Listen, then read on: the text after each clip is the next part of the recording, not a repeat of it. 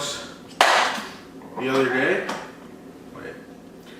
Alright, folks, last night we watched Black Panther, Wakanda Forever, the newest sequel to the Marvel Cinematic Universe. And yeah. So Aiden, what was the plot of Black Panther, Wakanda Forever? Plot. The movie opens on Chadwick Boseman's fictional funeral where he's in the tacky Black Panther coffin. That goes on for like 30 minutes. It's unbearable. It's tacky. And then Namor shows up and he says, "Hey Wakanda, do you want to be friends?" And they say no. And then he's like, "Damn, that sucks. Now I'm gonna have to fight a war with you." And then there's a bunch of CGI Aquaman battles. And it goes on for 2.5 hours, and then it ends. Connor, what do you think of Wakanda?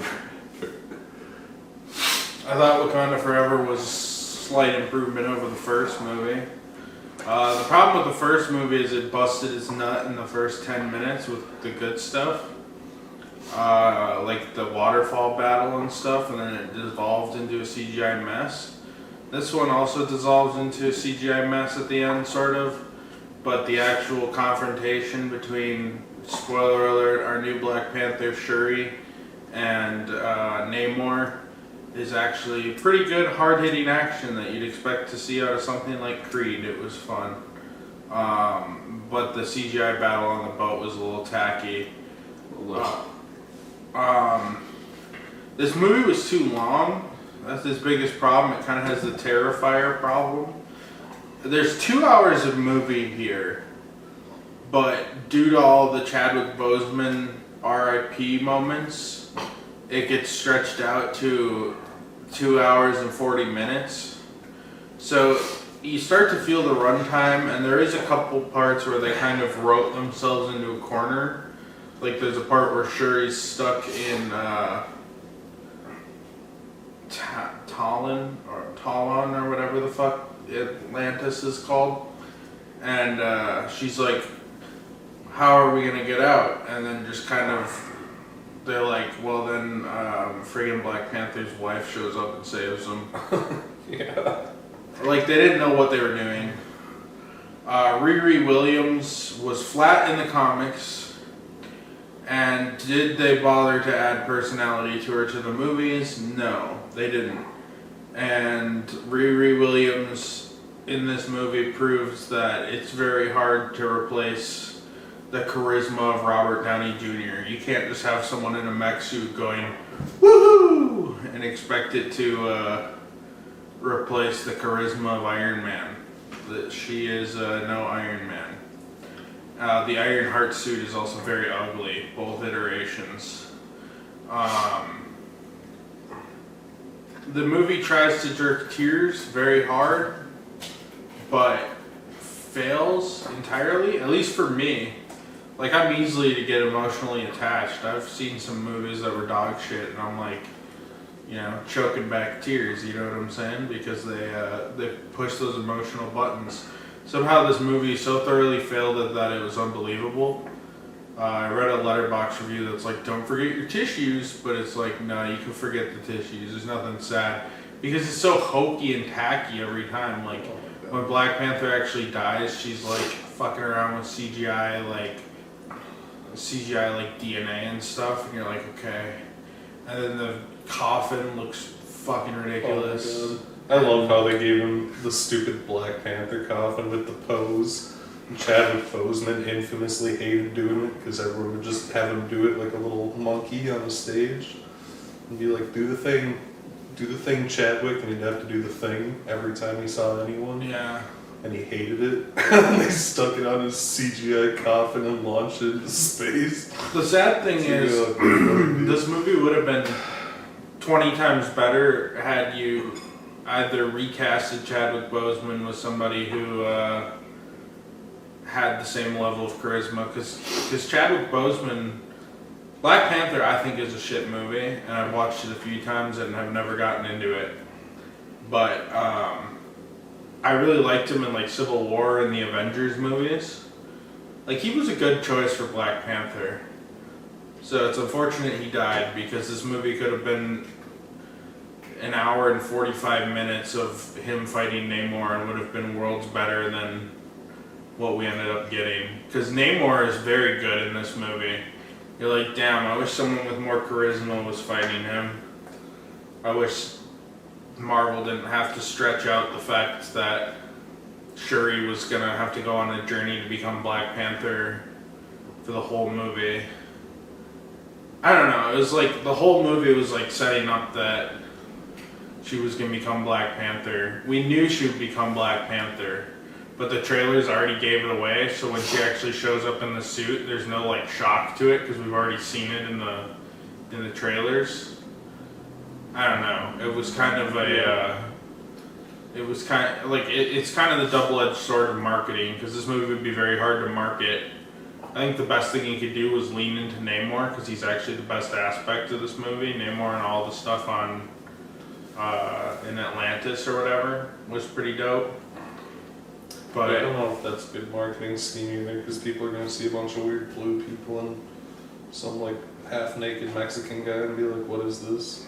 What does this have to do with Black Panther? Yeah, that's kind of the issue. Well, that's what I was going to say is the double-edged sword, because you basically have to market it with Shuri in the suit, but this whole movie is building to Shuri going into the suit. And I don't know how satisfying that emotional journey was for me, seeing her like go to the suit and become the new Black Panther, protector of Wakanda. It was especially flaccid because the moment where she actually takes up the mantle, she was influenced by Killmonger, who she saw in her weird ancestral plane acid trip. And she's like, oh, Killmonger, I guess I'm gonna be vengeful because Killmonger The told me Killmonger to. thing could have been interesting. The Killmonger thing could have been interesting, But it just perhaps boils it happened down to, earlier like, in the movie. Killmonger's like, you want revenge and you want to kill people and be bad. And then she's like, yeah, I do. And then later she's just like, actually, no, I don't. Yeah, she has like a bunch of flashbacks and crap. Right. Yeah. I think it would have been better if maybe she sees Killmonger in the ancestral plane, still doesn't want to be Black Panther, tries to kill Namor, and maybe like she just doesn't become Black Panther till the end of the movie. Like after, like, maybe that could have been one of the end credit scenes where she like, you know, she goes through this emotional arc, she realizes she can't be vengeful and needs to be a symbol for Wakanda, a symbol for good or something, and then she becomes the Black Panther. But instead she becomes the Black Panther, and it's kind of a dick, so her whole emotional arc is kind of flaccid, and then there's like a cheap moment where she has a bunch of flashbacks, and then she's a good guy again. It just like, the emotional arc I felt flat. For me, I really liked Namor and the I'm just gonna call them the Atlanteans because whatever. But Namor and his Atlantean friends were kind of cool. Namor and the Blue Man Group. Namor and the Blue Man Group. It was fun. Yeah. So Aiden, what did you think of Black Panther: Wakanda Forever? Good lord. This movie feels like it was 2.5 hours too long. The only part of this movie that felt like anyone wanted to make was the tacky ass funeral scene. And they said, well, what do we do for the next 2 hours? And then they spent a majority of that next 2 hours doing nothing. I don't know how else to put it. They have the tacky funeral scene where the shitty Wakanda Forever coffin's launched into the sun or whatever, which is bizarre. And then Namor shows up, and they talk, and then he leaves. And then there's like a car chase that's okay. And then she gets taken to the Atlantis. And the Atlantis scene goes on for like 30 goddamn minutes. Namor and Shuri stand around talking. They trade friendship bracelets. They fucking wander around doing nothing. Movie keeps cutting to fucking Bilbo and Seinfeld woman standing around talking about nothing. Everyone's standing around talking about nothing. The Queen of Wakanda standing around talking about where's Shuri to all these other people who don't know where Shuri is, and they're looking for Shuri. And it's just like this 30-minute stretch of fucking nothing. And then it's all resolved in 10 seconds when Black Panther's wife comes down, saves him. The movie doesn't know what to do for the next 30 minutes, so Shuri and Ironheart stand around in her lab, touching things, touching CGI, poking CGI, and then the last like third of the movie is just non-stop Aquaman action. And by Aquaman action, I don't mean to call Namor Aquaman. I mean that it has the same caliber of action as Aquaman, where everything is just cartoon. There's a cartoon city getting flooded by cartoon water, being fought on by cartoon blue people, and a cartoon fish man flying around fighting cartoon spaceships, getting shot at by cartoon bullets. You might as well have just made a fucking animated picture. And then after that, there's like another 20 minutes of them just shitting around doing nothing, and then you go to the final battle, which is cartoon Black Panther fighting Fishman, and then the Blue Man Group CGI fighting the CGI people on the CGI boat on the CGI ocean in front of the CGI sun. It feels like a fucking Zack Snyder picture, or Aquaman. It feels a lot like Aquaman in the regard that it's just nothing real. And it just completely falls flaccid because of it. Yeah, it's really tacky. Disney's doing their thing. Black Panther 1, they cynically made a crappy generic superhero movie and sold it on the fact that it was like a Black Power movie. And this time they've made a crappy, boring, I can't even call this a superhero movie. It's 90% people shitting around doing nothing and 10% shitty Aquaman CGI battles, cynically marketed on the death of its main character. It's fucking dog. It's fucking dog, dude. And it's 3 hours long. No movie needs to be 3 hours long. I could have cut this down to a 15-minute Disney Plus special. It's called You Run the First 15 Minutes and just cut all the rest of this fucking dog. You can just introduce Namor in like the fucking, I don't know, have him fight like Ant-Man or something. Who gives a shit? Ant-Man? I don't know, Doug.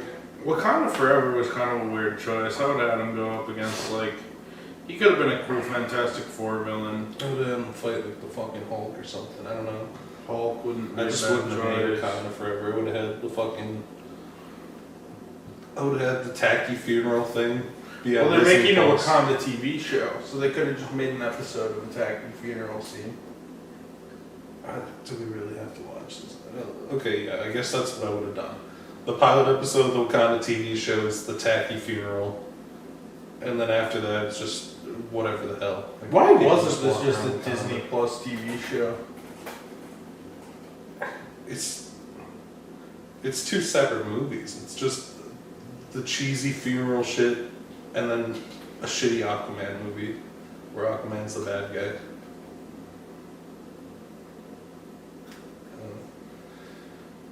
And then at the end, it's revealed Black Panther has a son so that they can set up for 8 years in advance when they have Black Panther Reborn or whatever. The little Black Panther taking over. Since they can't keep Shuri around since she keeps tweeting about how the COVID vaccine makes her balls explode or whatever. Yeah. I guess they gotta think ahead and start replacing with this 11-year-old child Black Panther apparently had off screen.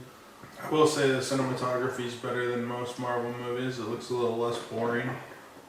I thought the It's a fight, little less boring until it turns into a cartoon, yeah. the Shuri versus fucking Namor battle was one of the better MCU final battles. Cause Also, this might be a bit nitpicky, but in the Shuri Namor fight and in the shitty CGI boat fight, they had two completely different aspect ratios, but they'd switch back and forth between the fights every 10 seconds. It's really fucking distracting. Because it'd be like this. The old Michael Bay effect. The nice wide cinematic thing for the Shuri and Namor fight. Then it'd cut back to all these cartoon characters running around and be like, "Brr." Now your heart And then rate. just, woohoo! What are those? What are those? Yeah. And it would like swap back and forth like 6 times a minute. It was every 10 seconds. So it was just like, it's really fucking distracting. If you pull it off cleanly, you can switch aspect ratios at the start of the scene. Fucking Nolan's pretty good at swapping aspect ratios without making it fucking distracting. This movie is just flipping back and forth. No cut to try to distract you or fucking, you know. I know in that fucking, what was that movie called? Dunkirk? In Dunkirk, you literally had them do transitions into the aspect ratio changes. Here it's just like, bop, bop, bop, bop, bop, bop, bop. So fucking distracting. Yeah. Also, we watched this in 3D and I didn't notice literally anything in 3D. The only thing that was really 3D was the coffin, but... Yeah. No, there was really not much for 3D. There was like one spear section that looked like a Friday the 13th 3D section, which I had to wear those shaded glasses and get a headache through this whole movie. Yeah. For fucking, to see the Wakanda Forever shitty coffin in 3D. Okay. Yeah, no. Not only did I not enjoy watching this in IMAX because the seats are crud, but the fucking 3D glasses were the final straw. Some stank ass 3D. Anyway. Connor, would you recommend Wakanda Forever? I don't know, dog. This is one of those I don't know, dog ones. Here's one problem I have with Wakanda Forever. It is not going to hold up on the rewatch. Like, even if you're like, oh, Chadwick Boseman tribute, it's not like I'm going to be like, my favorite movie is an hour of Chadwick Boseman R.I.P. Yeah. Yeah. It's ridiculous. But The coffin seems so fucking if you're an MCU fan, it's worth one watch, like every MCU project, except for like the select few that are so dog shit you may as well skip them. If this wasn't like Eternals level boring. I mean, would I rather sit through the Eternals again or this? Go ahead and pick this anyway. There's more highlights to this than the Eternals. The Eternals is just mental boring. breakdown. The Eternals is just boring and it's maybe 10 minutes shorter than this. I would rather sit through this because the highs are a lot higher than that. Not to mention you have like Namor, who I thought was really good, and Namor is a universal Marvel character who they're just like, yeah, fuck it. Namor shows up. Like, Namor is nobody's villain. He's not really a hero. Namor is just like an omnipresent Marvel character. So we'll see him around, and I think they did a good job of establishing Namor. So for Namor alone, I'd recommend it. And pretty much everything else is skippable about this movie. But I like Namor, and I'm excited to see him more in projects that are less sappy and long. Give Namor a Disney Plus series perhaps, or a movie. That'd be cool. But yeah, no, I didn't enjoy it. I don't know. I don't really know what the fuck. Maybe watch it. You're probably going to watch it if you're a Marvel fan. And if you're not a Marvel fan, you can skip it. That's my recommendation. So, Aiden, what do you recommend Wakanda Forever? I was bored to tears, dog. I know that me saying no doesn't stop anyone from seeing this for the MCU lore or whatever, but holy Christ, no. No, I could not stand this. This was so dull and long. So no. Nope. I do not. Bye. Letterboxd has like an average of like 4.7 stars. It's like the best movie of all time according to Letterboxd. I mean, if you posted a bad review of it on Letterboxd, your house would get firebombed and you'd be fired from your job. It's not even Be that. connected It's that to these your- Letterboxd YouTubers all got invited to early premieres. That too. It's funny their invitation wouldn't show up in the mail if they didn't give Wakanda a good score. How would they watch Ant-Man and the Wasp Quantumania earlier? Ant-Man and the Wasp, man. Every time one of those generic ass movies comes up, I'm ready to watch and forget. Yeah, I mean, This one has Kang. Why are you introducing Kang in an Ant-Man movie? I know he was in Loki. They introduced him in the show nobody watched. They introduced him in Loki. They introduced him in the show that everyone complained was boring and nobody finished. And they're like, shit, we have to reintroduce it because nobody watched Loki. Well, this is the real Kang. That was a variant Kang. Is He's like, Bill I'm a Murray good Kang? guy, Kang. Is Bill Murray also Kang? Who's Bill Murray? Why is Bill Murray? Bill Murray's not Kang. Why would you think Bill Murray's Kang? Uh-huh. Bill Murray's just another guy. I don't know who Bill Murray plays yet. Why are they putting Bill Murray in the trailer if he's just some guy? He's probably like, oh, I've been stranded in the quantum realm for 20 years. I figured he might be like the white Kang from another dimension or something. You think they'd try to pull that? I don't know. I'm a very If there's big fan. infinite Kangs, there must be some white Yeah, ones. but then here's the thing. If you have Bill Murray as a supporting character, that implies that Bill Murray is a good guy Kang. Yeah. And if the good guy Kang is white, then the bad guy Kang is black. Marvel would never. He could do also something. be an evil Kang. I don't think so. I think he's going to be comic levity because they're getting rid of Michael Pena and all of them because they don't know how to write him into the script, so they just fired all those Yeah, guys. what the shit are you gonna do with Michael Pena if you're Michael going to the Pena could be fucking like, yo, we went to galactic the realm?" quantum realm. They could call him on the telephone and he'd be like, "You're in the tiny world," and then What are you talking about? that's what the movie's about. They go so Yeah, I tiny, know. they go to the tiny world. It's That's the only way they could write him in. They just have to call him on the phone while they're in the tiny world and have him say, "You're in the tiny world." I don't know what else they could do with him. Yeah, that movie looks fucking strange. Looks forgettable. What a way to start Phase 6, am I right? But at least after that, the TV shows start. We got a whole lot of good stuff coming in Phase 6. No, we don't. Wait, what? What's Phase 6? Oh wait, no, this is Phase 5. This is Phase 5. What? What's This was the last episode of Phase 4, was Wakanda Forever. So She-Hulk and Wakanda Forever were the finales of Phase 4. What? That doesn't make any sense to me, dog. They said that, okay, so this is Phase 4. Phase 4 starts with Black Widow. Black. So Phase 4 is just a filler phase. It's filler. It's the filler arc. Because they said that this is like this next saga is the multiverse saga. And they've done like a million different multiverse stories that don't relate to each other. And the only important one is Loki. And then the next important one is Ant-Man, which is the start of the next series. This is all filler. Part 4 is all filler. Black Widow is just a stupid fucking prequel that expands on some nobody character that's gonna be in a fucking shitty TV show. Hawkeye is a shitty TV show. She-Hulk's a joke TV show that doesn't connect to anything. This movie doesn't connect to anything, it's just like sad. Well, what about the Chadwick Eternals? Boseman died. The Eternals, Has nothing to do with anything. well, they set up the Harry Styles. Night Guy and Harry Styles and Blade's in it for a millisecond, but that movie's like semi-cancelled now. Yeah. The Eternals 2 probably isn't happening because that movie was a big flop. Yeah, it's all just filler movies, huh? Nothing exciting's happened. Miss Marvel. What's the point? Why is this Midnight. phase 4?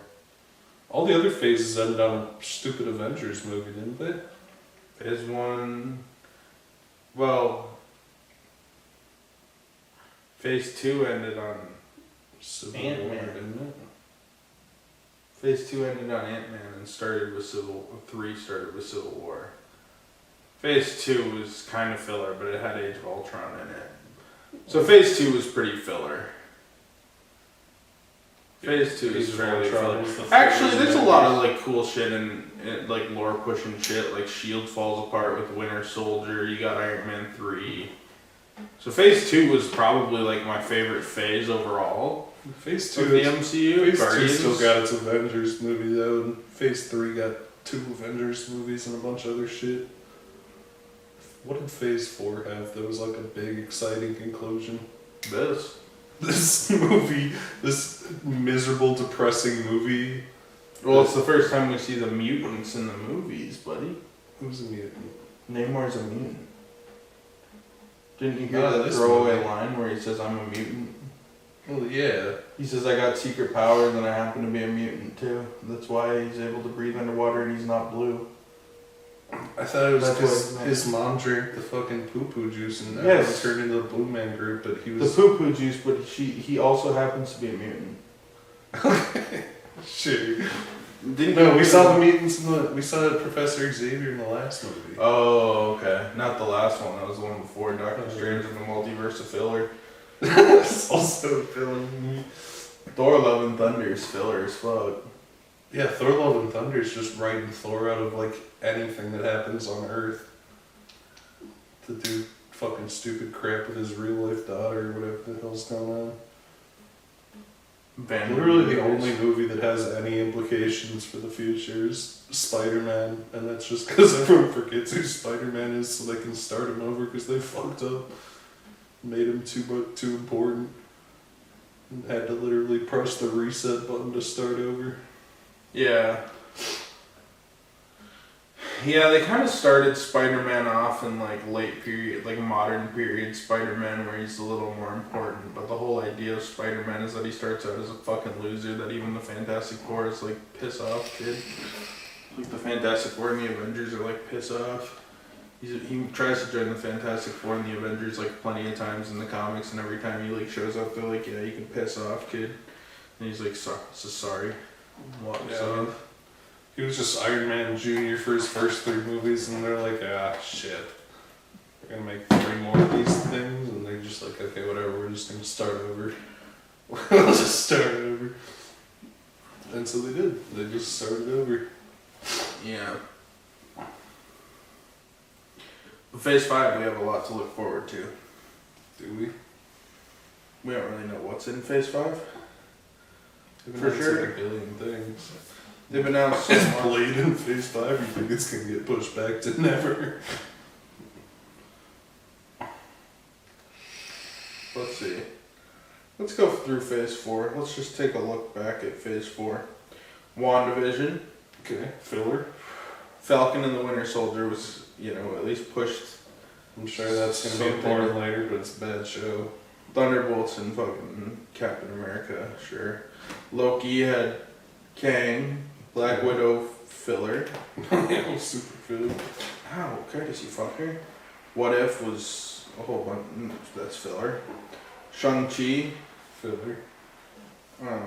Eternals, Super filler. Hawkeye, Super filler. No Way Home. Not filler, I guess. I mean, technically it's filler because nothing happens in the movie when everyone's memory gets erased, but they just set up that they're starting Spider-Man over, I guess. Moon Knight, Filler. Doctor Strange 2, Filler. Ms. Marvel. Didn't watch it, but I'm gonna go out on a limb and say filler. Thor 4, Filler. I Am Groot, Didn't watch it. miniseries. She-Hulk. It's filler, I mean. Werewolf by Night. Oh boy, that's filler if I've ever heard it. Black Panther 2.